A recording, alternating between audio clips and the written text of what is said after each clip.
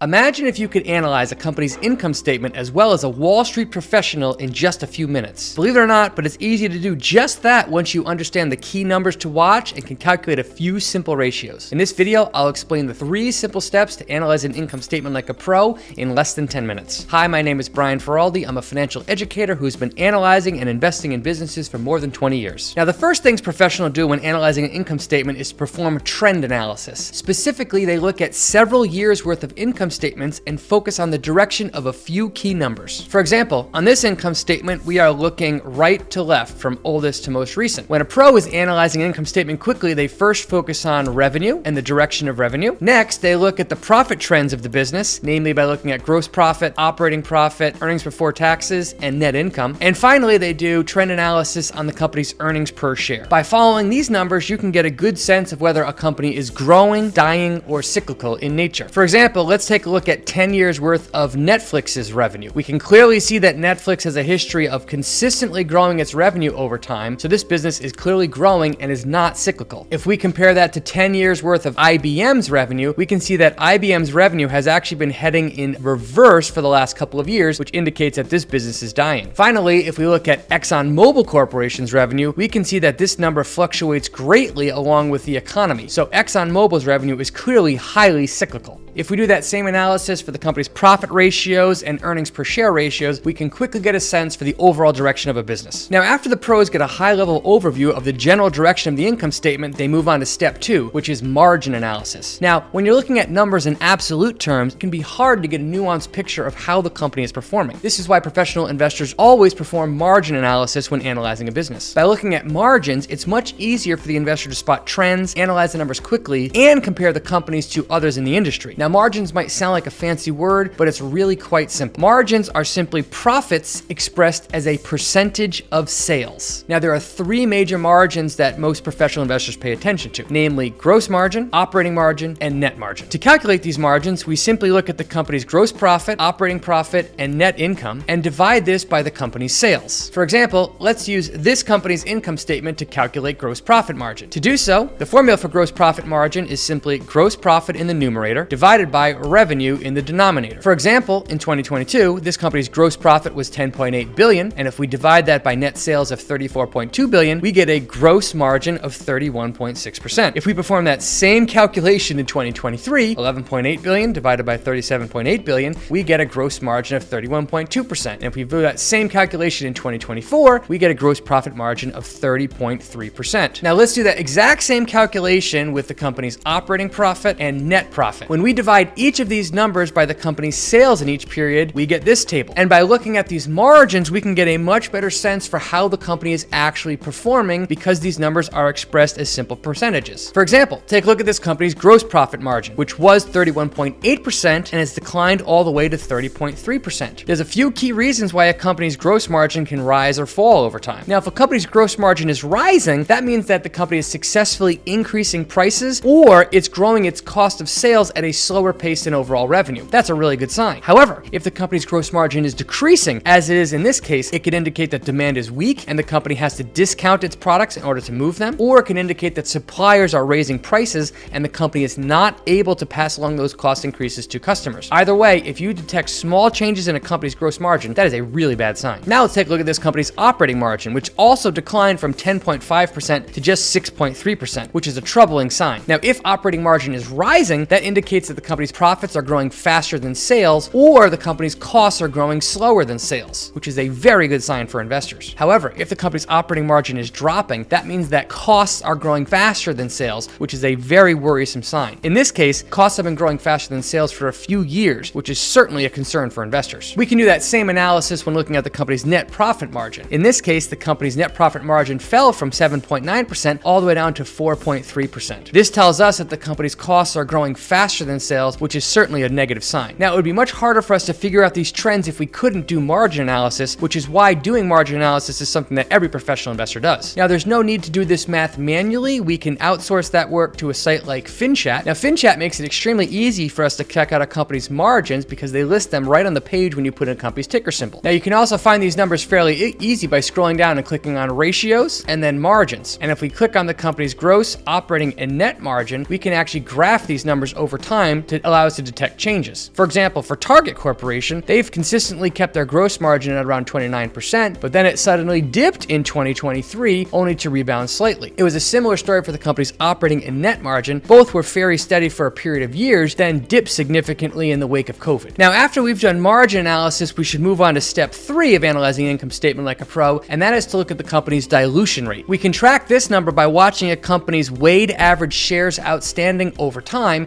and seeing if the number is rising, stable, or best of all, declining. By tracking this number, we can quickly tell if a company is issuing stock, either due to stock-based compensation or to raise capital, keeping its share count steady, or best of all, buying back stock from the markets, which would cause the company's share count to decline. Now, there's a few reasons that a company's shares outstanding could increase. They could be due to raising capital from investors by issuing equity. They could be used to make acquisitions, or they could be because of stock-based compensation. Now, yet again, we can use a site like FinChat to track these changes very easily. So if I pull up Twilio in FinChat and scroll down and I click on the weighted average shares outstanding, we can see that Twilio has been issuing a ton of stock over the last 10 years. Its share count growing from about 16.9 million all the way to 178 million. This means that shareholders have been significantly diluted over the last decade. Now, if we compare that to a company like AutoZone, we can see that AutoZone has been significantly decreasing its share count over time at a very rapid rate. This indicates to us that AutoZone has successfully returned capital to shareholders by buying back its stock, and has been buying back stock so aggressively that the share count is rapidly declining, which is a very positive sign for investors. So there you have it. By tracking these simple numbers and watching their trends over time, you can quickly analyze an income statement like a professional investor. Now, it's important to understand that not all companies use these exact terms and layout when they're making their income statement. In fact, not all companies even call this financial statement an income statement. Now, to make analyzing an income statement a little bit easier, I created a free ebook that contains this visual, which shows all of the synonyms that you might see on an income statement. Moreover, this free ebook contains all 3 financial statements and the words that you will see come up in each of them. If you want a free copy of this ebook that contains all of these synonyms, simply visit longtermmindset.co/FSS ebook or click the link in the video description. Thanks for watching. If you enjoyed this video, there's a 100% chance you'll enjoy watching this video next.